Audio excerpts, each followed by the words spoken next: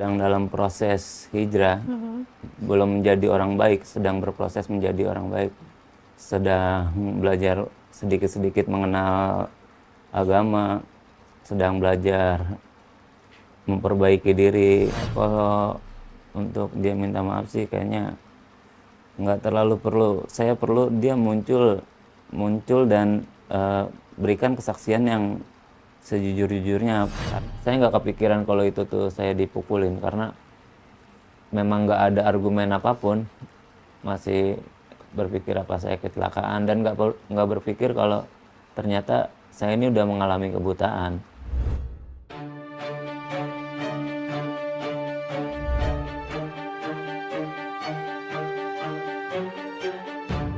Hai pemirsa eksklusif, kali ini edisi spesial. Kenapa? Karena hari ini kita diundang ke rumah Faisal Hadad Nasution atau yang lebih dikenal dengan Babang Icang.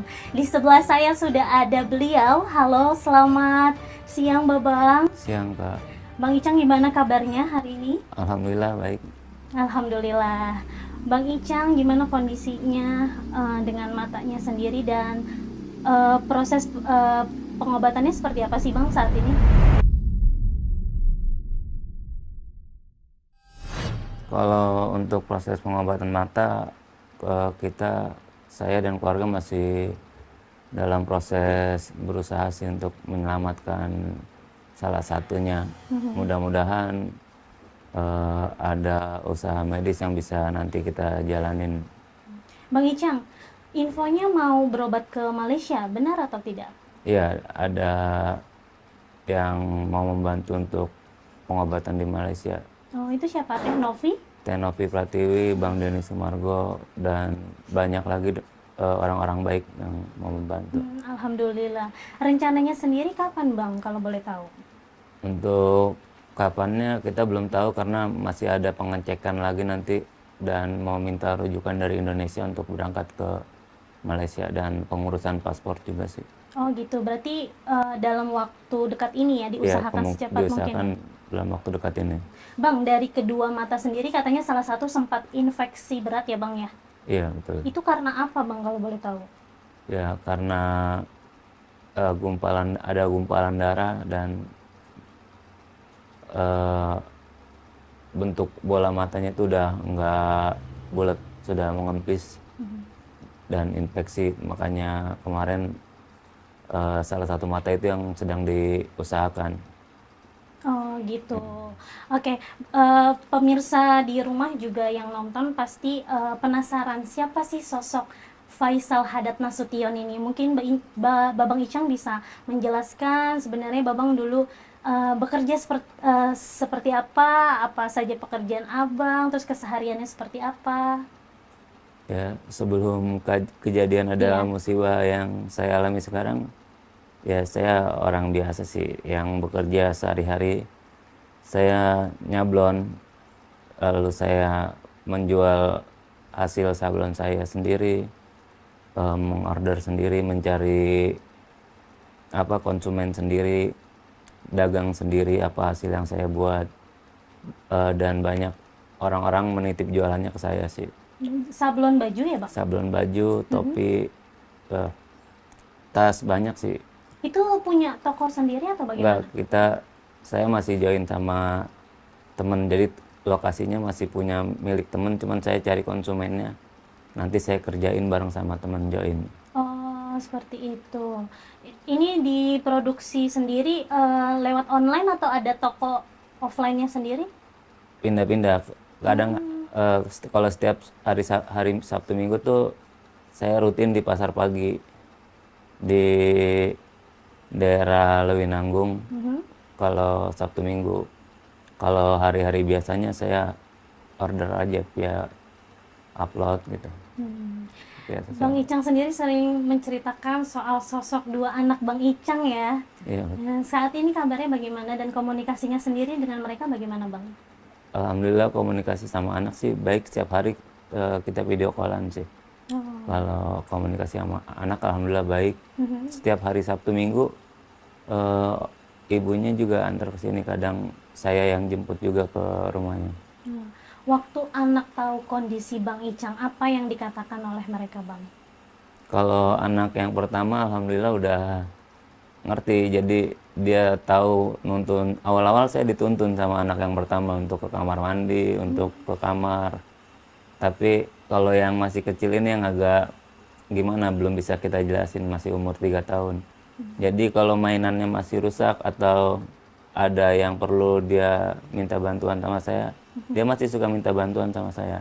Sampai sekarang. Sampai sekarang Berarti ya saya belum bisa ngejelasin, cuma bisa ngeraba-ngeraba. Kadang ya minta tolong sama abang, ya bang tolong ini mainannya adik rusak. Abangnya alhamdulillah udah ngerti, udah bisa bantuin adiknya. Umur berapa, Abang? Abangnya masih 6 tahun, alhamdulillah udah pemikirannya udah Udah dewasa ya, Iya. udah bisa mengerti ya. Saat itu Abang, kalau boleh tahu namanya siapa, Bang? Anaknya Ah, ah, Guru Faiza Gaisan. dipanggilnya? Gaisan. Gaisan. Waktu Gaisan lihat kondisi ayahnya, seperti apa komentarnya dia? Ya dia tanya, ayah nggak bisa ngelihat. Ya mungkin dia dengar percakapan-percakapan orang tuanya atau yang di lingkungannya ngomongin tentang saya, mungkin kerekam di memorinya. Ya itu dipertanyakan ke saya sampai dia tahu pelakunya namanya. Oh Yang iya, nggak masuk akal gitu kan, anak kecil bertanya seperti itu. perasaan Babang Icang sendiri saat itu seperti apa sebagai seorang ayah? Ya saya cuma menjelaskan kalau ayah lagi sakit, gitu aja. Ayah lagi sakit, mudah-mudahan ntar juga sembuh, gitu sih. Bang, kita semua kan tahu karena Abang juga sempat cerita di berbagai media soal mantan istri, ya kan? Hubungannya berarti masih baik sampai sekarang dengan ibunya anak-anak ya? Ya kalau hubungan komunikasinya hanya sebatas untuk perihal anak-anak aja, untuk masalah sekolah anak, masalah yang bersangkutan dengan anak, nggak ada komunikasi lain. Cuman komunikasinya masih baik, dengan orang tua sambungnya juga bahkan baik sampai sekarang, satu pengajian bareng juga. Oh, jadi Babang kenal sama suami yang sekarang gitu ya? Iya, teman dekat, alhamdulillah. Oh, alhamdulillah. Seenggaknya tidak Iya. ada nggak boleh ketemu sama anak itu nggak ada ya? Oh enggak, bahkan orang tua sambungnya kadang suka nganterin ke sini, jemput ke sini, alhamdulillah. Alhamdulillah. Waktu saat mantan istri tahu kondisi Babang Icang sendiri seperti apa responnya? Ya kalau ketemu kan jarang ya, hanya sebatas saya ketemu pas ngambil anak-anak, dan sempet jenguk ke rumah sakit sih, apa ngasih semangat aja. Itu pun sama orang tua sambungnya sih. Berarti semua berjalan harmonis ya Bang ya? Iya, Demi alhamdulillah. anak-anak Iya. pastinya ya. Bang, untuk kasusnya Bang, sampai saat ini seperti apa? Udah ada peningkatan atau seperti apa Bang? Kalau jelasnya kasusnya saya belum tahu sih, karena itu sedang ditanganin sama kuasa hukum saya juga, semuanya. Saya belum ada kabar kalau untuk kasus hukumnya. Tapi berarti Bang Faisal sendiri masih menunggu, Iya. Mungkin ada yang mau disampaikan Bang untuk para pelaku yang masih bisa warawiri menjalani kehidupannya sedangkan Abang seperti ini saat ini? Ya semoga cepatlah para kepolisian untuk bisa menangkap beberapa nama yang harusnya sudah ada bersama pelaku yang sudah menyerahkan diri, agar kasusnya cepat selesai. Saya sih berharap kasusnya cepat selesai biar saya bisa beraktivitas keluar lagi nih, nggak terhambat dengan kasus yang sedang berjalan. Karena saya masih bisa pengen beraktivitas sesuai sama aktivitas yang sebelumnya saya lakuin gitu. Amin. Semoga kedepannya jauh lebih membaik. Iya. Tapi Bang, kalau boleh tahu kenapa memilih negara Malaysia untuk pengobatan? Kurang tahu sih, itu rekomendasi dari orang yang membantu Teknopi, katanya di sana ada alat-alat yang mungkin bisa membantu untuk pengobatan saya. Oh gitu. Jadi berarti Tenovi sama Bang Densu ya Iya, udah komunikasi sama pihak rumah sakit yang di sana ya? udah kita juga pengen cek dulu, cek terakhir untuk di sini, maksudnya untuk cek terakhir apakah sudah bisa dibawa ke sana gitu. Oh gitu. Berarti udah menjalani berapa rangkaian Bang kalau untuk sampai harus periksa ke luar negeri gitu? Sejauh ini? Kalau rangkaian operasi sih sudah 2 kali melakukan tindakan operasi Mhm. dan kontrol sudah 2 kali. Nanti terakhir tinggal ngecek apakah ini untuk dibawa ke Malaysia apakah sudah bisa ataukah emang harus ada tindakan dulu lagi di sini. Kita belum tahu. Berarti jatuhnya di sana pencangkokan mata ya Bang ya? Belum tahu nanti hasilnya akan dilakukan apa. Oke, baik. Bang Icang, ada yang menarik dari Bang Icang. Kabarnya Bang Icang sudah berhijrah ya. Kenapa memutuskan untuk berhijrah sendiri? Atau setelah kejadian ini atau mungkin sebelumnya atau seperti apa? Sebelumnya sebenarnya saya sedang dalam proses hijrah, belum menjadi orang baik, sedang berproses menjadi orang baik, sedang belajar sedikit-sedikit mengenal agama, sedang belajar memperbaiki diri, memuhasabah dosa-dosa yang seharusnya nggak saya lakukan. Sampai terjadi seperti ini banyak penyesalan yang masih saya muhasabahi ya kan Ya. sampai saat ini. Orang bilang saya dulunya kemarin-kemarin sudah menjadi baik, belum sebenarnya, hanya sedang berproses. Sedang berproses ya. Memang prosesnya itu tidak mudah ternyata ya Bang ya. Sebenarnya apa sih Bang alasan Abang akhirnya memutuskan untuk berhijrah? Banyak faktor sih. Anak-anak kah? Salah satunya anak-anak, anak yang pertama sih awal-awalnya ketika sudah lahir, apa mau gini-gini aja kan nggak mungkin. Terus saya sempat ikut kerja sama orang yang udah ngaji, itu teman lama saya. Saya coba ngobrol-ngobrol tentang Islam, tentang iman, dan di situ saya tertarik. Terus saya stalking ininya apanya, media sosialnya, banyak ceramah-ceramah kan. Nah di situ saya mulai tertarik dan mau ikut beliau untuk kajian. Meskipun awalnya saya ikut kajian tuh ngumpet-ngumpet. Kenapa Bang? Ngumpet-ngumpetnya dari lingkungan gitu, lingkungan Karena saya merasa sebenarnya. malu, Iya, tidak pantas. iya. Karena susah juga merubah gaya hidup. Belum lagi karena saya sebelumnya ya di lingkungan yang seperti itulah. Apalagi bercandanya agak-agak, menurut saya sih barbar juga kalau bercanda.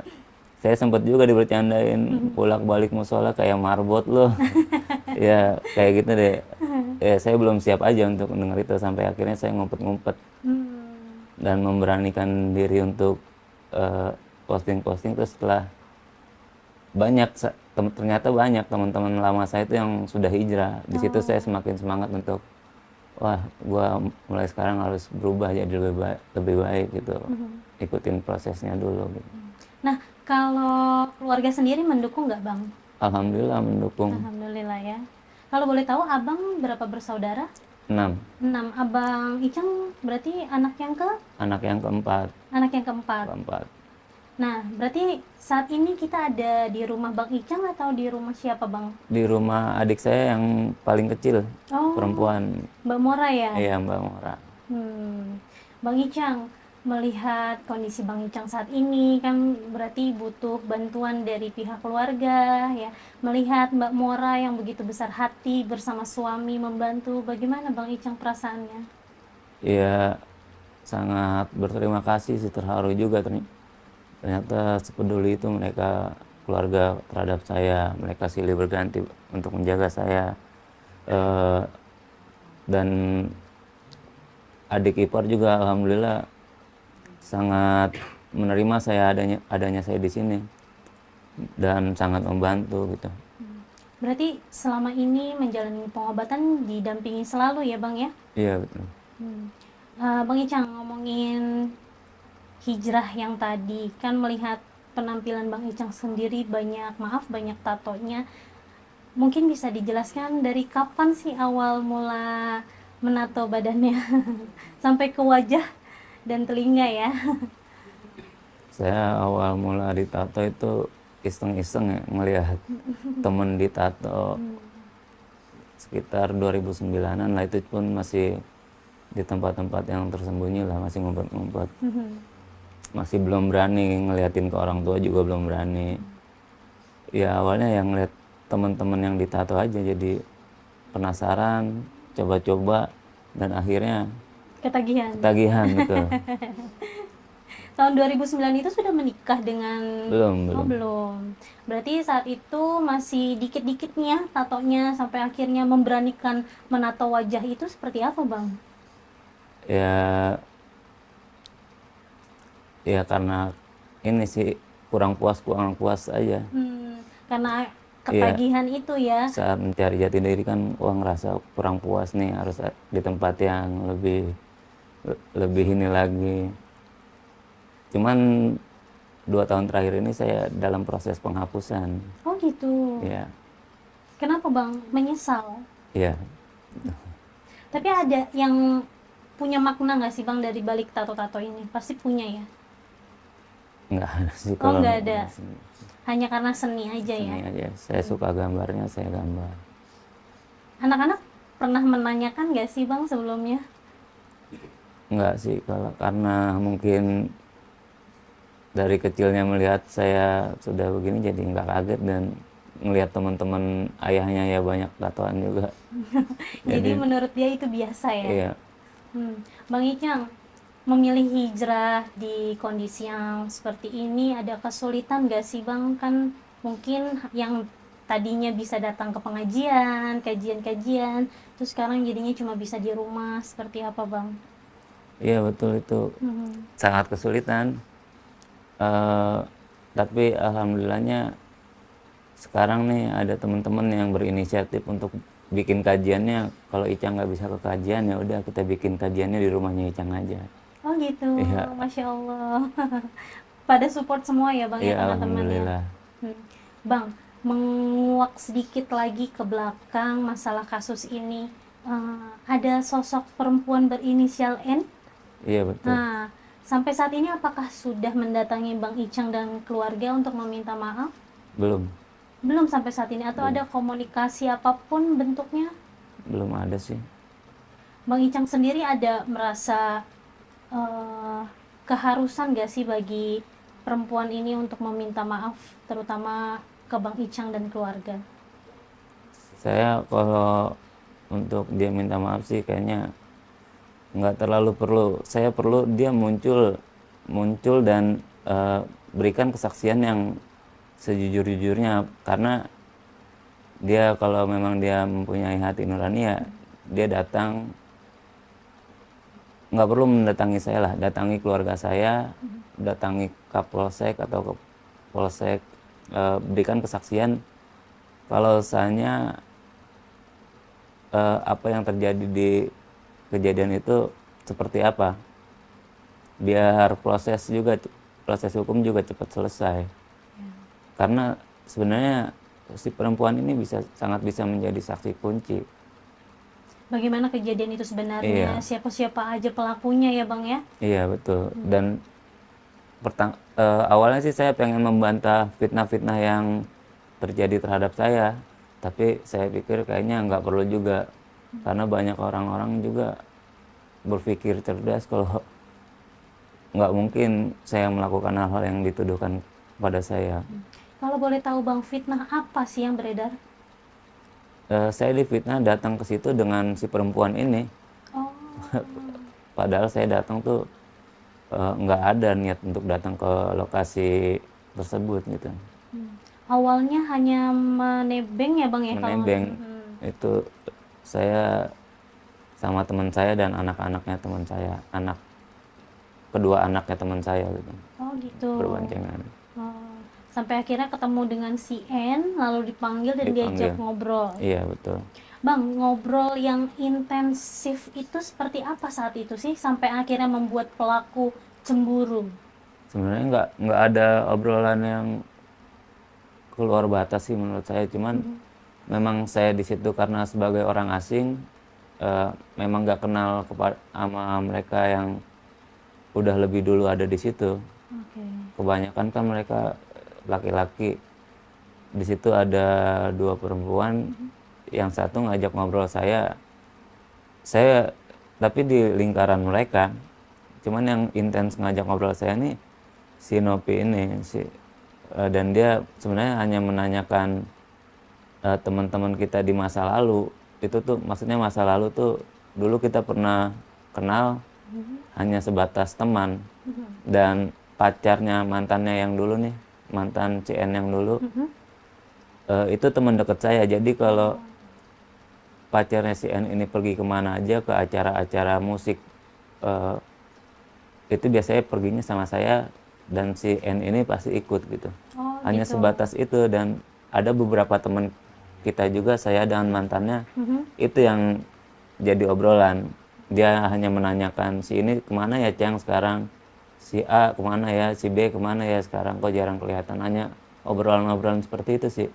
Mungkin ada gestur-gestur yang bikin pelaku merasa tidak nyaman, akhirnya cemburu. Ada yang seperti itu nggak sih Bang? Selama obrolan itu. Pas obrolan nggak ada, cuman pas awal dia manggil aja gitu. Dia Oh, pas terlalu manggil. iya, Pas manggil di awal ya? pas manggil di awal, sebelum saya bersalaman sama teman-teman yang lain yang Pelaku? iya termasuk pelaku, dan yang lain yang kebanyakan cowok. Dia tuh pas salaman sempet gini, apa, kemana aja lo gitu. Hanya bersentuhan di bagian tangan aja ya berarti? Itu pun nggak lama, hanya sebatas mana aja lo, seperti orang antusias bertemu orang apa teman lama aja. Teman lama ya. Cuman mungkin di situ dia nggak sadar kalau saya laki-laki, dia perempuan ya kan. Mungkin itu Seharusnya yang nggak memicu pantas kecemburuan ya. itu ya. Iya betul. Tapi menurut Bang Icang sendiri terlalu berlebihan nggak sih menanggapinya sampai akhirnya terjadi situasi yang tidak mengenakan di kehidupan Babang seperti ini? Ya seharusnya sih si pelaku menegur saya dulu. Kalau memang mereka nggak nyaman dengan adanya saya di situ, ya mungkin saya bisa pergi. Kalau memang mereka nggak nyaman, termasuk terutama si pelakunya ya, nggak nyaman dengan keberadaan saya di situ, mungkin saya akan pergi gitu. Ini kan pelaku nggak negur apa-apa, tiba-tiba melakukan penyerangan dan teman-temannya ikutan menginjak-injak saya hingga saya tidak sadarkan diri. Saya sempat argumen pun enggak, sempat mencoba melarikan diri juga nggak bisa karena saya ditendang jatuh, diinjak-injak, boro-boro untuk bangun gitu. Kabarnya info yang beredar kan Bang Icang sempat melakukan kekerasan dengan si N, ternyata itu tidak benar ya Bang? Nggak benar. Justru banyak saksi yang melihat kalau si N ini misahin. Kalau memang saya melakukan kekerasan, kenapa dia misahin? Dia misahin sampai didorong sama si pelaku. Didorong dan terjatuh duduk. Dan ada juga, kan saya diduga dituduh memukul dia pakai botol minuman. Iya. Sedangkan botol minuman itu ada di orang lain. Oh gitu. Iya. Nah posisi teman abang yang kan abang nebeng nih sama teman abang saat kejadian itu dia di mana Bang? Jadi saya diajak ke situ lebih cepat tuh biar bisa memasukin kendaraannya dia ke lokasi, karena kendaraannya lumayan besar kan. Vespa ya, Iya, motor Vespa. Diajak biar dapat tempat parkir motornya. Terus dia pulang lagi sama anak-anaknya, 2 anak-anaknya itu, untuk dimandiin pakai motor yang lain. Oh jadi kejadian itu Iya. beliau tidak ada? Nggak ada. Oh. Ya, saya tuh ya orang asing, bingung aja mau kemana. Nah kebetulan dipanggil sama si N ini. Nah tanpa sengaja baru bertemulah dengan sosok perempuan N ini. Iya. Berarti obrolan itu sangat singkat dong Bang sampai akhirnya kejadian itu? Iya betul. Oh jam berapa Bang kejadiannya kalau boleh tahu? Jam 8 malam. Oh, jam 8 malam. Terus saat kejadian itu apa yang Bang Icang rasakan, yang masih Bang Icang ingat? Saat kejadian ya itu aja, tiba-tiba lagi ngobrol, diserang, diinjak-injak, udah langsung nggak sadarkan diri. Tiba-tiba saya ada berada di rumah sakit Mhm. dengan keadaan wajah sudah ditutup apa perban, Oh, semuanya semua ditutup mata perban. ditutup perban. Saya belum sadar kalau masih linglung, kalau itu saya nggak kepikiran kalau itu tuh saya dipukulin karena memang nggak ada argumen apapun. Masih berpikir apa saya kecelakaan dan nggak berpikir kalau ternyata saya ini udah mengalami kebutaan. Eh, Sadar-sadar setelah operasi dokter menanyakan apakah ada cahaya. Itu saya mulai, oh ada apa nih dengan mata saya, kenapa saya ditanyain ada cahaya apa enggak gitu. Nah, saat ditanyain ada cahaya, yang Bang Icang lihat apa? Gelap. Awal-awal sebelah kanan ini masih menangkap cahaya sih, meskipun nggak terlalu terang. Cuman setelah operasi kedua udah nggak ada, Sama sekali. udah nggak ada sama sekali. Dua-duanya. Dua-duanya. Nah, memang dokter menjelaskan tentang perkembangan ini nggak ke saya, ke pihak keluarga. Jadi saya nggak tahu, masih menebak-nebak apa yang terjadi sama saya gitu. Sampai akhirnya keluarga memberanikan diri untuk ngejelasin kalau ternyata saya ini mengalami kebutaan. Baru di situ agak sedikit, awal-awal sih ya manusiawi, Ya. agak sedikit hancur perasaannya. Merasa tidak terima pasti ya, Iya Bang ya. betul. Apalagi baru berhijrah, sempat marah nggak sama Tuhan? Lebih ke menyesali ini sih, kenapa saya berada di lokasi yang seharusnya nggak saya datang di lokasi itu, yang saya seharusnya nggak berada di lokasi itu. Lebih menyesali aja. Bang Icang, melihat kejadian ini kan banyak sekali netizen yang sangat menyayangkan dan awalnya tidak percaya karena banyak isu-isu yang tadi Bang Icang sempat sampaikan kan, Iya. mengenai Bang Icang sendiri. Bagaimana menanggapinya, Bang? Yang mana maksudnya? Yang banyak eh, orang-orang tidak percaya dengan kejadian yang saat ini terjadi. Mereka merasa kalau sebenarnya Bang Icang ada salahnya, dan beberapa ada yang percaya kalau sebenarnya Bang Icang melakukan sesuatu dengan si perempuan ini sampai akhirnya memicu kemarahan dan terjadilah sama Bang Icang dengan seperti ini. Bagaimana Bang Icang menanggapinya? Ya kalau memang yang percaya dengan statement dari pihak pelaku, atau ya apakah dia ada di lokasi gitu. Saya kan hanya berharap orang-orang yang ada di lokasi untuk memberikan keterangan yang sebenar-benarnya. Meskipun dari pihak pelaku sih saya berharap memberikan keterangan yang sebenar-benarnya.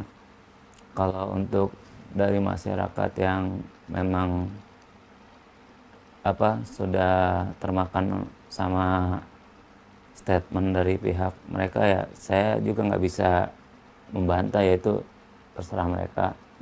Saya nggak butuh pengadilan manusia sih, saya lebih takut sama pengadilan akhirat nantinya. Benar sekali. Bang Icang, tapi pelaku kabarnya menyerahkan diri? Ya seminggu setelah kejadian, itu pun karena banyak teman-teman saya dan keluarga yang memposting di sosial media mengecam kelakuan yang nggak manusiawi ini. Jadi karena viral, dia ketakutan sampai akhirnya dia menyerahkan diri ya Bang ya? Ya diduga sih seperti itu. Pihak keluarga tersangka Bang, apakah sudah ada yang mendatangi Bang Icang? Belum. Sampai saat ini? Iya. Kejadiannya sendiri bulan apa ya Bang? Bulan September tanggal 14. Oh, bulan September ini ya? Iya. Tanggal 14, berarti sudah Hampir 2 bulan. hampir 2 bulan, belum ada itikat baik sama sekali? Belum. Oke. Bang Icang, ada nggak sih keinginan untuk meminta sang pelaku berkata jujur di depan pihak kepolisian, siapa-siapa aja yang membantunya agar cepat terselesaikan masalahnya ini? Ya saya sih, karena saya nggak mengenal pelaku, saya sih berharap dia mengatakan yang sejujur-jujurnya kepada penyidik, agar itu kan sebenarnya mempermudah eh, dari pihak kepolisian untuk menangkap pelaku-pelaku lain. Dan setelah kasus ini selesai pun sebenarnya tidak memberatkan dia juga nantinya. Iya, betul. Berarti sampai saat ini pelaku sendiri tidak membuka mulut sama sekali ya? Saya dengar kabar sih sudah ada beberapa nama yang disebutkan, dan mudah-mudahan sih kepolisian kita nih Cepat bertindak. cepat bertindak. Ditolong Bapak Polisi. Oke, Bang Icang, apa langkah ke depannya yang akan Abang Icang lakukan? Selain nanti insya Allah cepat ditangani di Malaysia, setelah nanti insya Allah bisa melihat kembali seperti apa, Bang? Setelah pokoknya setelah nanti pulang dari Malaysia, apapun hasil yang Allah tentukan, saya sih insya Allah akan melakukan aktivitas saya seperti biasanya. Saya akan lebih mendekatkan diri lagi, mencoba untuk Bangkit lagi iya bangkit buat lagi. anak-anak. Semoga aja dengan keadaan saya sekarang masih bisa bermanfaat buat orang-orang di sekitar saya gitu. Bang Icang, untuk anak-anak sendiri, apa sih harapan untuk ayahnya? Sempat ada pertanyaan-pertanyaan gak sih dari anak ke Bang Icang?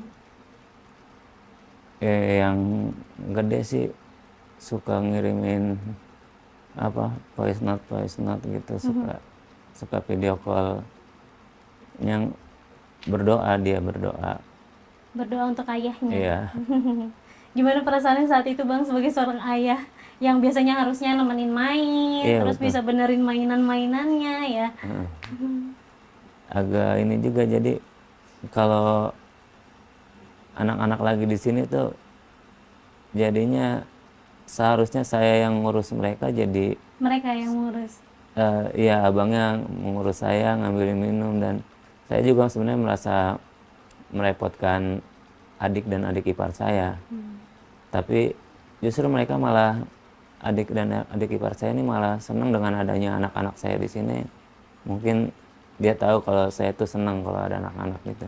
Jadi mereka mau nganter saya untuk nganter jemput anak saya gitu setiap Sabtu Minggu. Mungkin biar Babang Icang juga lebih semangat ya kalau ada anak-anak Kayaknya ya. sih kayak gitu. Cuman saya tahu sebenarnya mereka tuh kerepotan, tapi mereka tetap senang aja kalau ngelihat saya ada anak-anak. Masya Allah, Bang, kalau boleh tanya nih, kegiatan apa sekarang yang sehari-hari Abang lakukan di rumah? Ya belum ada selain dengar-dengar Kajian online mungkin ya? video-video kajian, ya ibadah semampunya aja sih. Karena sekarang cuman itu aja yang bisa saya lakuin, belum ada aktivitas yang bisa saya lakuin yang lain. Ada mencoba untuk kayak ke kamar mandi sendiri, kayak gitu nggak, Bang? Alhamdulillah, karena saya sering bolak-balik di rumah adik saya ini dulunya sebelum kejadian. Jadi udah hafal Iya, ya? sedikit banyaknya saya udah hafal. Sampai ke keran depan saya sudah hafal. Oh, di depan? Sampai ke keran depan untuk ngambil wudhu saya udah bisa sendiri. Oh, gitu. Jadi tanpa kadang kalau malam kan gak enak juga kalau Minta tolong terus minta ya, Bang? tolong Ya? ya. Wah, sangat menyentuh sekali. Oke, Bang Icang, dengan kebesaran hati sang adik juga ipar, apa yang ingin Bang Icang sampaikan untuk mereka? Ya, saya sih mengucapkan makasih banyak sama adik saya, terutama kepada adik ipar saya juga yang nggak ada hubungan darah sama saya tapi mau menerima saya di rumahnya, yang sebenarnya seharusnya sih dia merasa saya merepotkan, tapi kadang tengah malam saya bangun, dia tuh yang lebih dulu tahu, nanya mau perlu apa bang. Saya juga di situ sangat terharu sama adik dan adik ipar saya yang luar biasa mau menerima saya. Semoga dengan mereka merawat dan menerima saya di rumah mereka, merepotkannya saya nanti jadi dibalas kebaikan sih sama Allah dan dilancarkan semua urusannya. Amin ya robbal alamin. Oke pemirsa eksklusif, sangat menginspirasi dan mengharu biru sekali episode kali ini. Bang Icang, terima kasih sudah Ya, diundang, sudah menyisihkan waktunya di hari ini. Dan pemirsa, nanti Bang Icang akan melakukan aktivitasnya sehari-hari di rumah. Saksikan terus eksklusif di episode-episode berikutnya. Sampai jumpa.